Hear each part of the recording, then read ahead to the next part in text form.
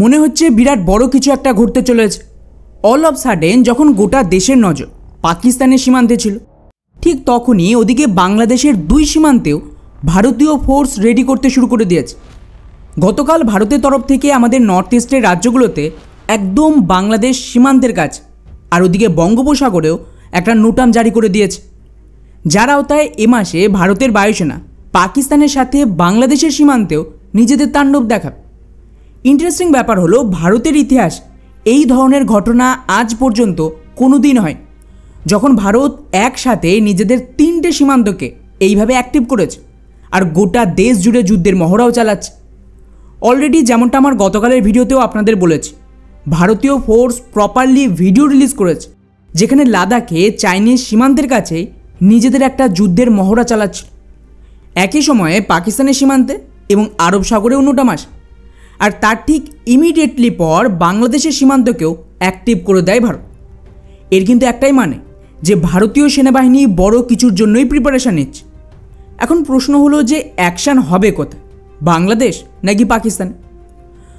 যদি আপনারা গত কয়েকদিনের ঘটনার ওপর একটু নজর দেন তাহলে বুঝতে পারবেন যে মাত্র 5-6 দিন আগে পাকিস্তানের এক জেনারেল শাহির শামশাদ মির্জা ঢাকায় পৌঁছে যায়, আর ওখানে গিয়ে মোহাম্মদ ইউনিসের সাথে না কেবল দেখা করে বরং এই সময় একটা বিরাট বড় কন্ট্রোভার্সি হয়, যেখানে মোহাম্মদ ইউনিস ইচ্ছাকৃতভাবে আর্ট অফ ট্রায়াম্ফ নামের বই গিফট করে পাকিস্তানের জেনারেলকে, এবং ওই বইয়ের ওপর একটা ম্যাপ ছিল যেটাকে দেখে মনে হচ্ছে ভারতের নর্থ ইস্ট রাজ্যগুলোর কিছু অংশ বাংলাদেশের বলে দেখানো হচ্ছে।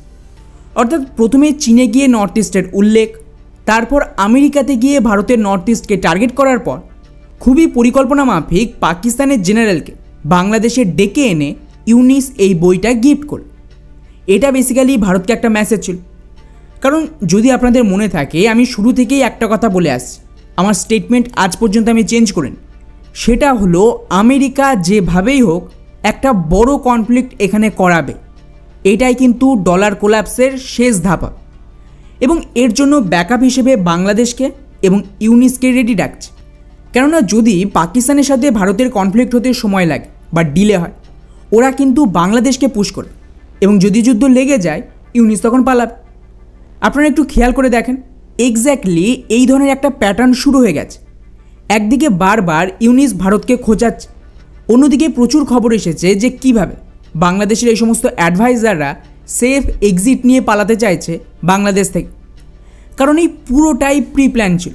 কেউ এখানে ক্ষমতা ভোগ করতে পারবেন, আমেরিকার অর্ডার পালন করতে হবে, এবং যেই আমেরিকা হাত তুলে নেবে এদেরকেও পালাতে হবে, তাই তার জন্য পথ খোলা রাখতেই হবে।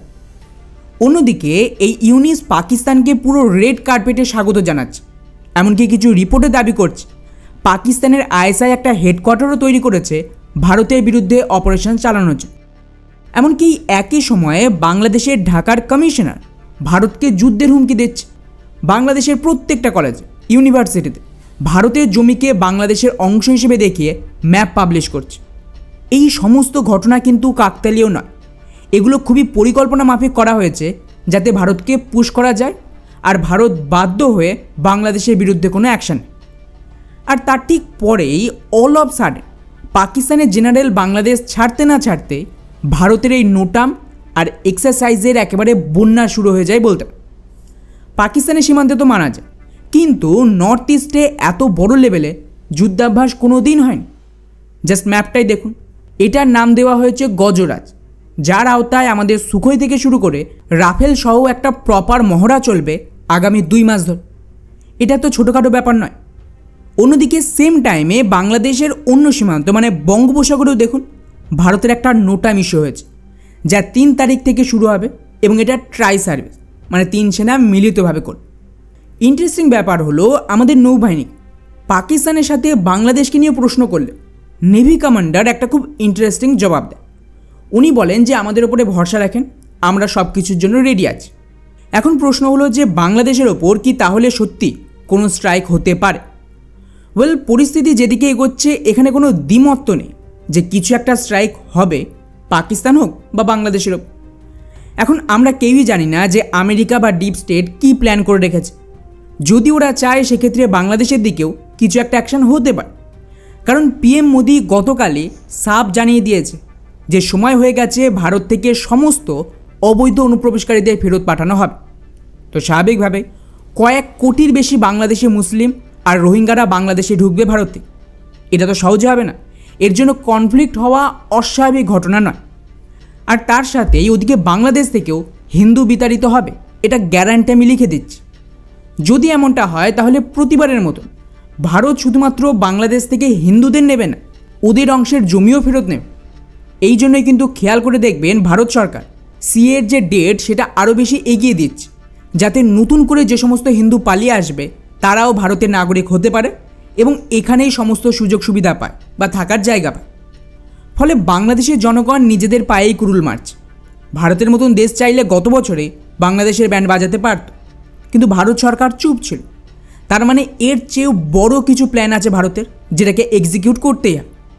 ফলে আমাদের নজর থাকবে এর ওপরে। দেখা যাক শেষ পর্যন্ত কে শেষ হাসে হাসে।